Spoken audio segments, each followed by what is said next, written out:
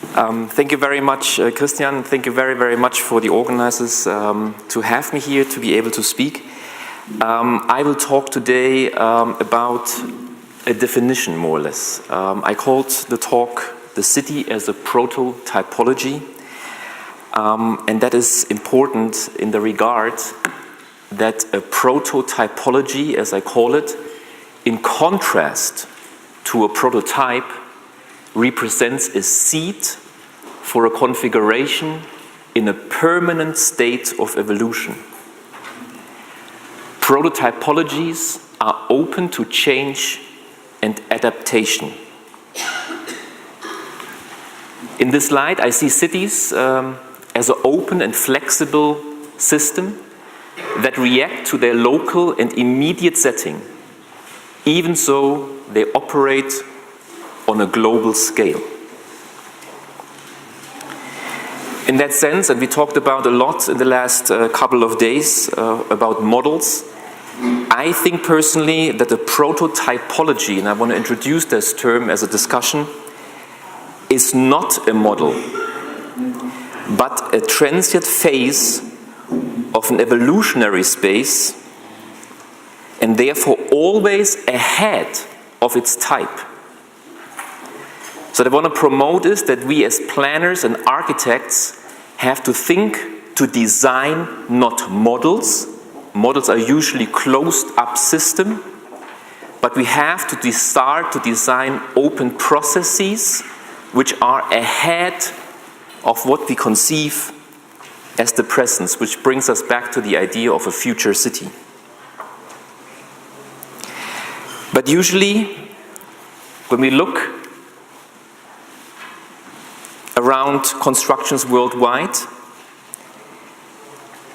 what we do are usually imported and closed up prototypes and images that reflects in the eyes of decision makers a global and universal modern. And therefore, and I think that is a misconception and misunderstanding, usually a successful path in the future. But with this import of images and visions,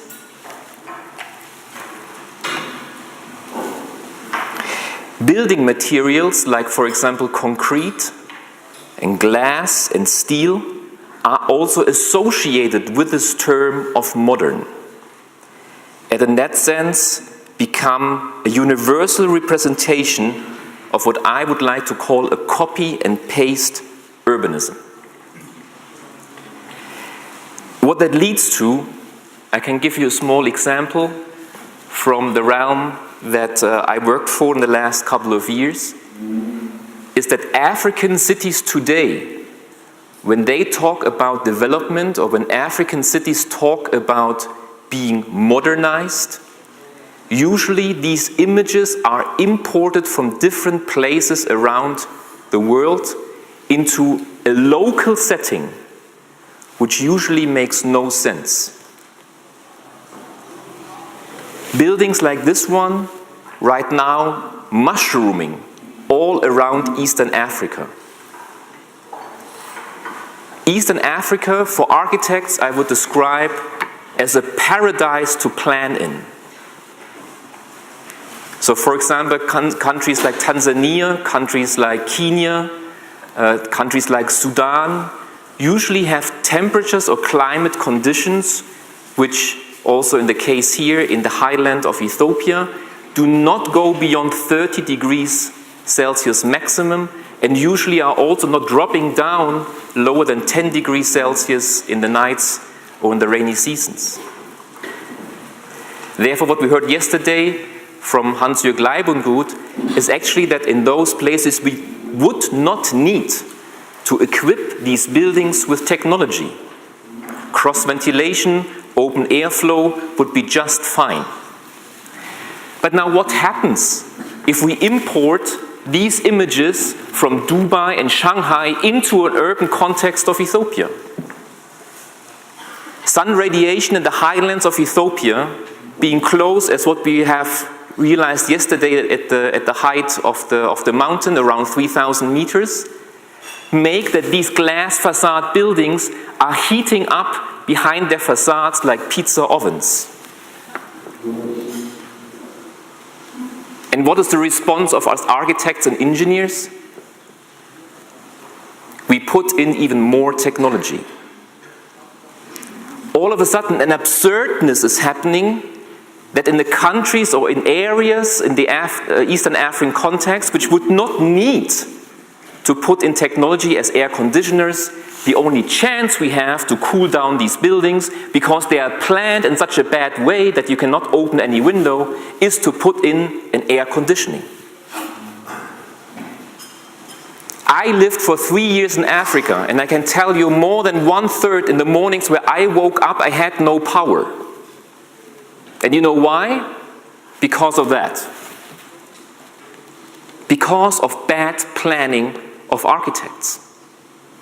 Because of an absurd idea that only the global is conceived to be modern, while the local is to be seen as something locked up and something from the past.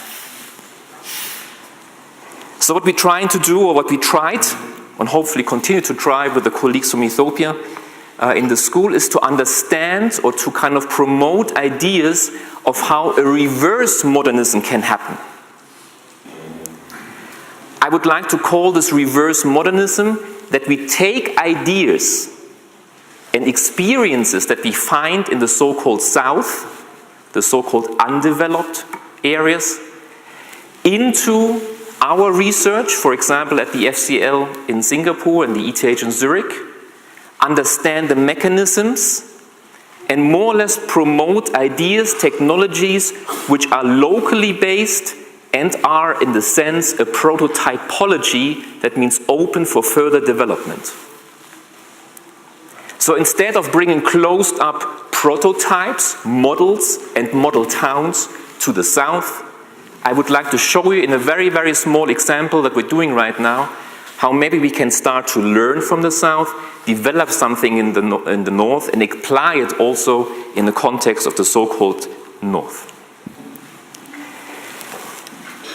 With this idea of these houses and with the construction of those houses, of course also the question comes in of how to construct these. So when you look right now at most of the models again being implemented, you find that construction methodologies are put in place, which are mostly based on models again coming from our areas. Reinforced concrete beam structures, hollow block structures, kind of erasing any kind of locality and any kind of local identity from the construction sites. That has a result. When we look at the consumption of construction materials, or the basic materials consumption in the world, you see that from 1950 to approximately today, the use of cement, aluminum, steel is constantly growing. And that is not the case, and we discussed that before, because we're consuming it mostly right now in Europe and North America. The reason for that is that mostly emerging and developing countries are seeking for those materials. But they're not seeking these materials because it is an indigenous materials for them to build with. They're seeking these materials because they follow role models. Here you see the chart for the world cement demand, and you see we're closely to 90% of the world cement demand comes from these emerging and developing territories. Or looking at steel, you see the same development, that close to 70% of the steel demand worldwide is asked in these developing territories. But when you look where, for example, the steel is produced worldwide, you find that in Africa, and I want to focus a little bit on Africa, that only 2 countries, mainly South Africa and Egypt, are actually producing steel. That means all other countries, and we saw so many maps in the last 2.5 days of showing where the urban population is going to be, where we have to construct on these buildings. It is a mismatch. We have a mismatch of production and consumption. And that, I think, cannot be very sustainable. When we look, for example, at this world steel production, China has almost half of the market, while Africa, you see, it is only at 2.8%. So what will happen if countries in Africa follow the same path, follow the role model, follow the prototype of China? That would mean that a continent like Africa, and we know that from different media sources that we prognosticate that Africa would develop more or less like the Asian countries in the last 20 years, that this would result that today when we look at the CO2 emission worldwide, this is a map showing CO2 emission per country in 2012, that would lead us, looking at the African continent today, producing approximately 17 million tons of CO2, compared to China with 311 million tons of CO2, that if we kind of play the game out and if we assume that Africa is following the same path as China, that we come up with an amount, I think I missed one, of 367 million tons of CO2 prognosticated in the year 2050. That is tomorrow. So the question is, can we as architects and planners, and these numbers, I mean, they're widely spread, that is not kind of a miracle to do these calculations, can we start to understand and can we develop ideas of how a local and so far unmodern material can be researched in such a way that we can apply it in the future in these areas where it is demanded? And this chart shows again the same idea, that if we continue, for example, with the steel production, that we reach the almost 400 million tons of CO2, there could be maybe alternative path where we start to think about construction steel, or to substitute construction steel with something else that either kind of bends down the curve, or in a very, very optimistic approach, how we can actually understand material and building material to decrease the CO2 emission in developing territories. This optimistic approach would then lead maybe to not even kind of increasing the amount of CO2 emission, but decrease the amount of CO2 emission worldwide. And I said that cities should be understood globally, should be understood locally, but have, of course, a global impact.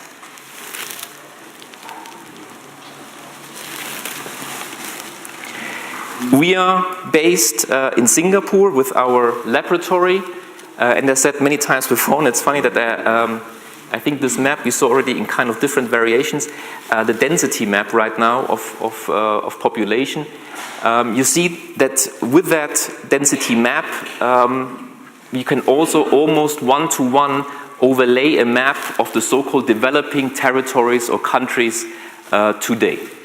Most of them are found in Africa, some in South America, a lot, or some of them again in the area where we are located around the Southeast Asia territory. And with that, almost one-to-one is also the highest population growth happening worldwide.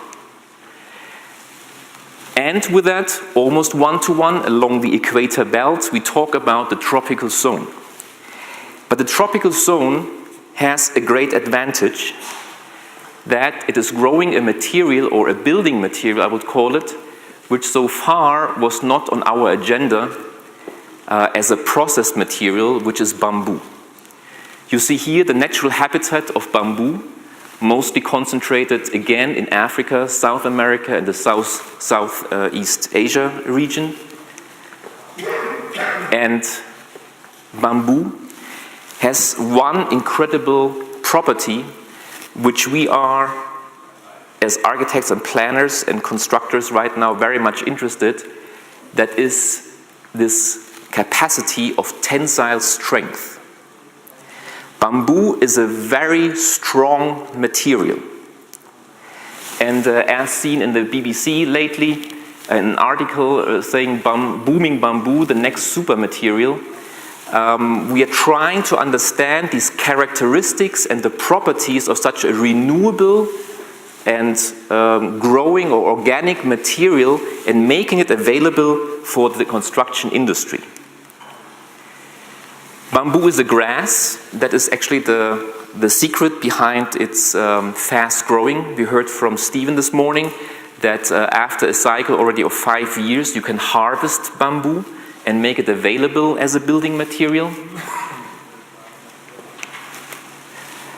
So you see here the chart. So compared to other timber we usually use in the construction area like oak or teak, beech, eucalyptus, bamboo has an incredible fast life cycle.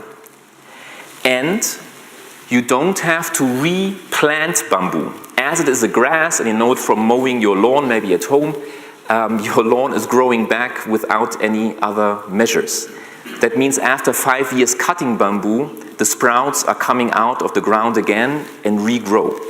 And it is actually the fastest growing plant known so far globally.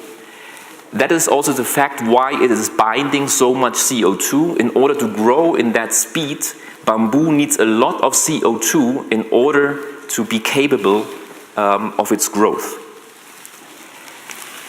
But also, you see that bamboo is a very, very interesting material in the fact that it is not growing from inside out, as we usually know it from our trees here in the European context, but bamboo is growing from the outside in. So you see here a stem of bamboo in the first year of its growth, the second years of its growth, and the wall thickness is more or less increasing to the inside. The strongest parts of the bamboo are also on the outside, on the so-called skin or epidermis. You see it here, which is in complete contrast to usually what we know from the timber industry, where the hardest or the strongest part of a timber are found in the center. And I come back to the possibility of that bamboo. You know that in steel, in most of our steel constructions, we are also interested in the tensile capacity of the material. That means we are looking for a material which is very strong the moment I start to pull on it in two directions. That's also why we use why we use steel in the concrete construction and why we reinforce usually our concrete constructions with steel elements. But what you see here right now is that usually steel has a capacity of, that is a number, 400 megapascal, which is classified usually as a material in the mid-range of the tensile capacity. But you see that some of the bamboo species, and I say some because we have worldwide right now approximately 1,200 species, and we're looking right now for the ones being most applicable for our research, that bamboo can reach, in the best case, tensile capacities which are double as high as those of construction steel. That, of course, is not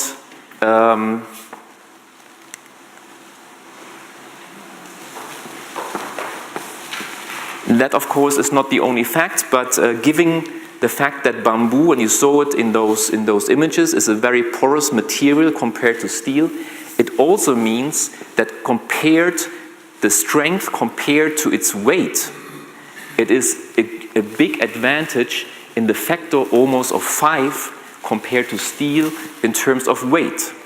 So the bamboo, in the same amount of strength, is 5 times lighter than usually what we use with the construction steel.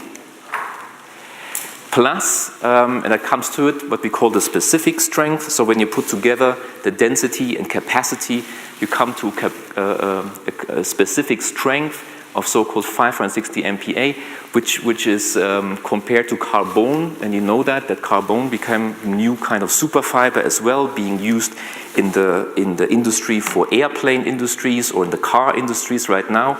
We come close to these properties of a carbon fiber.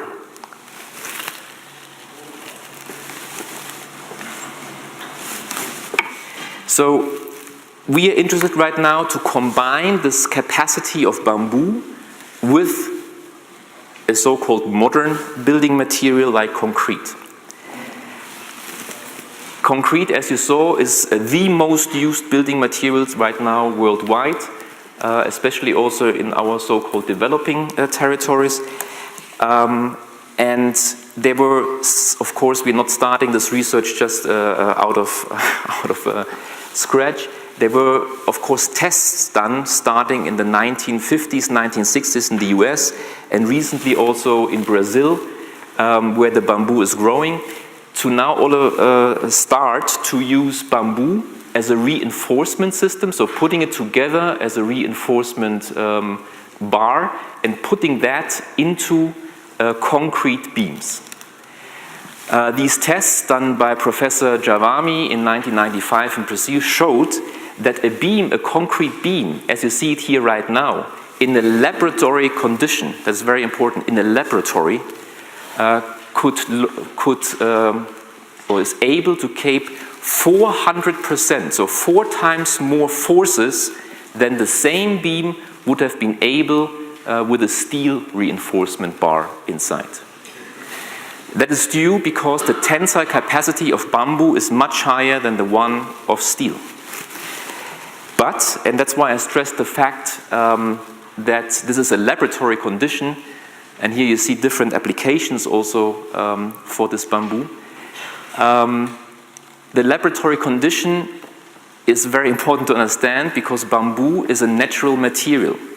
That means the moment you put this nice beam outside in the rain and into different climate, so-called micro cracks will happen and water will come into the beam and start to change the properties of the natural bamboo. That means the bamboo will start to decompose it. It will start to rot. The bacteria will start to eat on the bamboo and also debond the capacity between the concrete and the bamboo. So you see here in the end game that all of a sudden the bamboo is shrinking and leaves a void inside the concrete structure. And then the end of that one is basically, and there were tests also done, that failures happen. So that means all the tests being done here as examples in the 1950s and 60s in the US, the first couple of months, these structures were behaving very, very well. But the moment these micro cracks and cracks happened in the concrete surface and the water reached the bamboo, all of these structures collapsed. And having known that, that was the reason why most of that research stopped in the 50s and 60s and was not considered anymore as a possibility to go further on and replace the steel with bamboo. But approximately 10 to 12 years ago, a new technology developed in China. And that technology is called the woven strand bamboo or woven strand board. And to make a long story short, is basically the Chinese found out that when you strip or when you make very, very thin fibers out of the bamboo, so not using the bamboo as a stem as we know it, as a ready-made piece coming directly out of the forest, that these ones, the woven strand boards, are split into small little bundles of fibers, then mixed with a resin or with let's say a glue, and then pressed together as a composite material consisting out of the bamboo fiber and an adhesive agent. So the production of this VSB, or the woven strand board, is of course due to the fact that the bamboo can be found in all of these areas. And our idea or our conceptual background of that is that all of a sudden the productivity or the chain of the productivity of a bamboo material like the woven strand board could be placed in the countries or in the territories and regions where the demand is given. And therefore, coming back to our yesterday's discussion about urban farming, For me, this would be urban farming. We do know that when we build cities and that we use materials from an agricultural background, that we could strengthen the rural-urban linkage or relationship. So the idea is that when you harvest this material, the bamboo as a raw material, you basically start, and you see it in the upper left image, you start to split it in even smaller pieces. You boil or carbonize it to get the sugar out of it, so it is not attractive anymore to bacteria, because bacteria and insects like the sugar usually in these organic materials. You dry it again, then you mix it together with the glue, and then in a so-called hot press, you press the material together. And the big advantage of that material being mixed with a glue or with an adhesive is that it is water resistant.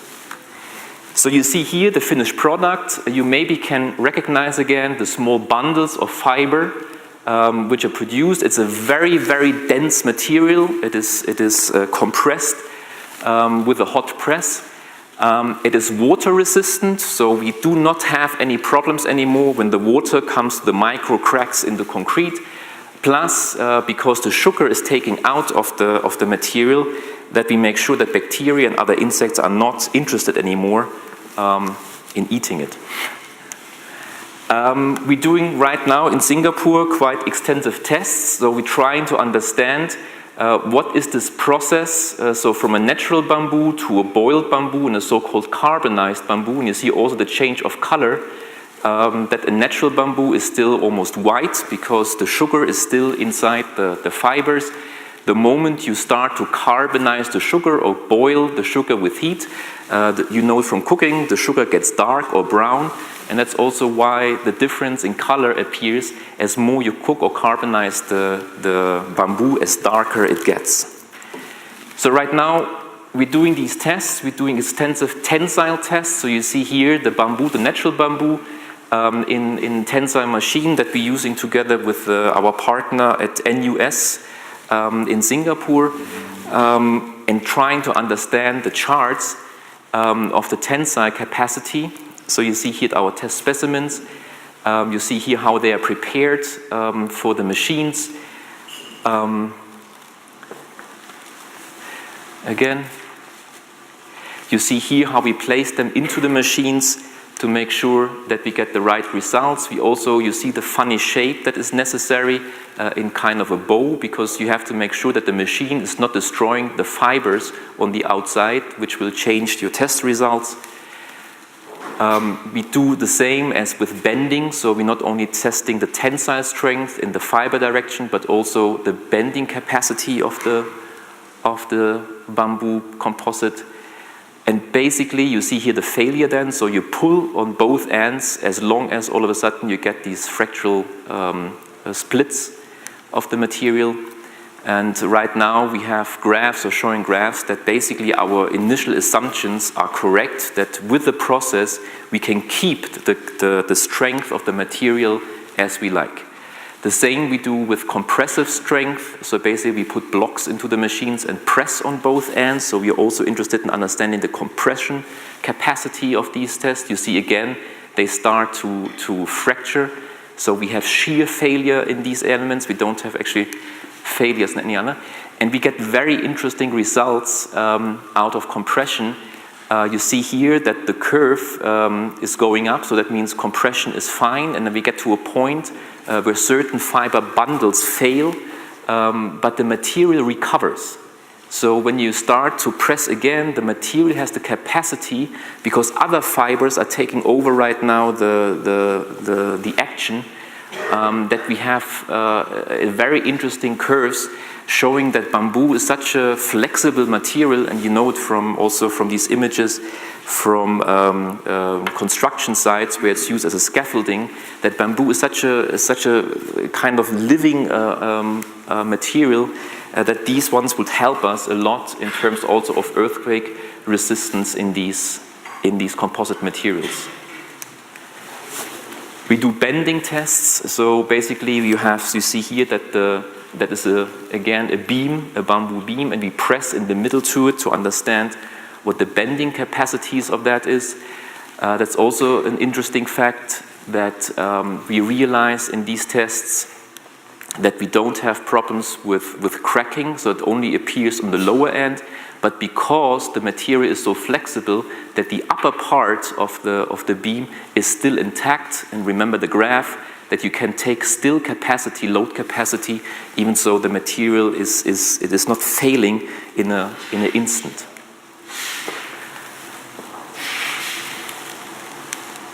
Here you see the graphs of that again. So you have the first failure. Again, it picks up, similar to steel. So steel has the same capacity. In the first moment, it starts to decrease the capacity and then picks up again, which is very important when you think about structures or concrete structures exposed to fire. So what we want to do is that our structures are not failing or collapsing in a second or in a moment, but that we have some time, even so the structures are deforming, giving still time for people to evacuate. And these results are very hopeful for us that the bamboo material has the same capacity. Right now, and that is a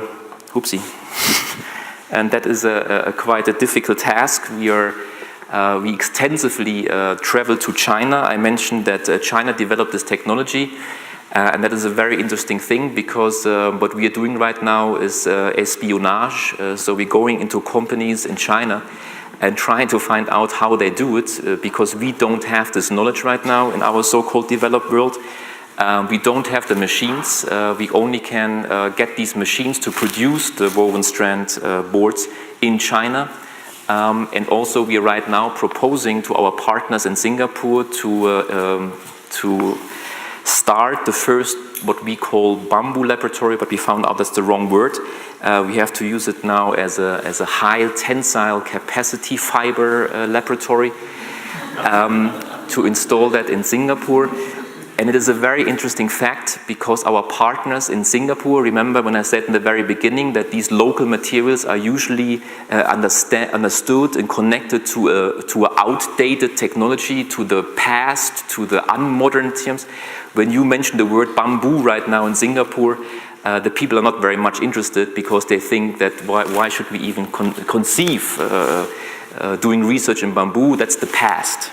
So right now, with the help of Gerhard and others, we're trying very hard to convince our partners that looking at this material again could have actually quite a big kind of impact also for the building construction market in Singapore, because the dominant material there again is concrete. So we are in negotiations, and the moment I come back to Singapore, we have an important meeting. These are some of the machines which we would need to produce our specimens. And basically, right now what we're also doing is making first ideas of how reinforcement could be or could look like with this material being applied in the concrete mix. We filed for a patent. These are our partners that we're working together worldwide. I'm talking again about the local material with a global impact. It is research running right now only for half a year. And if you want to have more information on that one, please go to our homepage, and thank you very, very much.